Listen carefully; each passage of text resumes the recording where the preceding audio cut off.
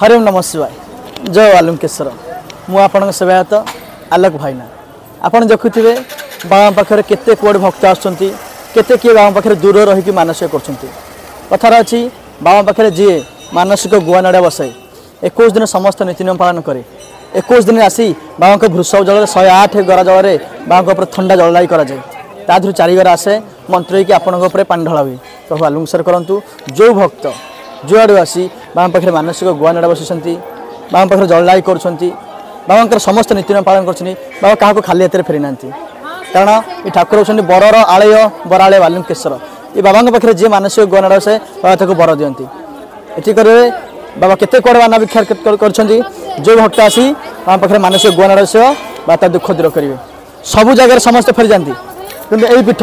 बराल वालुकेश्वर पीठ कई फेरती हरिओम नमः शिवाय महारुद्राय प्रभु बरालय हर हर महादेव शिव शंकर।